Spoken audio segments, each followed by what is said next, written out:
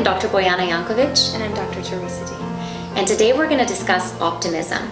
And the reason that we're discussing this topic is because it has important implications on your health and wellness.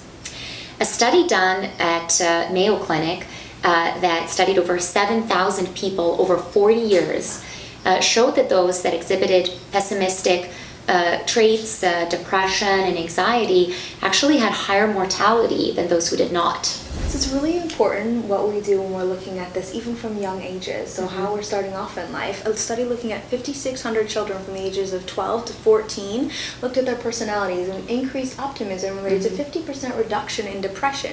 And it actually didn't change their levels of anxiety, which was interesting because it's looking at, that they are experiencing stress, but it's not causing so much despair and depression. Another study that looked at 51 breast cancer patients showed that those who were more optimistic actually had better social and mental functioning as well.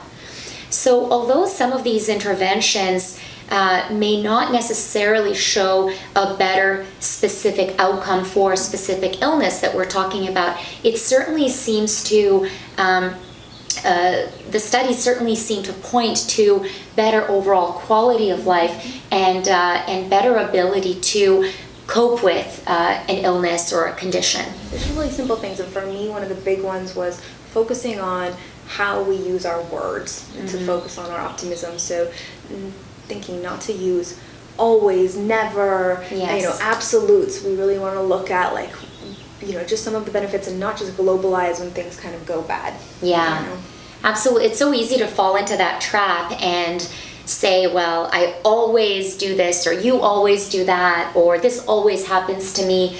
And it's easy to kind of focus on the negatives. And it's so interesting, again, about being human and how we generally work. That negativity bias has served us so well when we were trying to survive and figure out how to run away from the tiger, and because we really had to remember, okay, this is what happened last time, or this is what happened to so-and-so.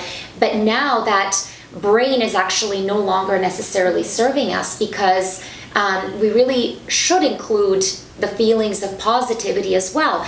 The other things that are really important is looking at failure as an opportunity to do something else, to thrive, to learn from our mistakes, because we're bound to make mistakes. We're bound to have failures and things will happen. But then what can we learn from it? How can we use it to, again, serve us in a better way? And then also setting goals that are realistic for us in terms of how to get to a certain situation, or how to get to whatever it may be, whether it's a professional or personal goal.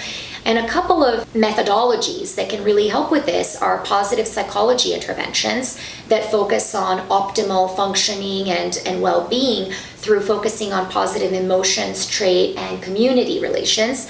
And then also mindfulness, because mindfulness has been shown to increase resilience and to increase and improve, in fact, our response to stress. It's also something that we can use to improve our optimism and therefore improve our well-being overall.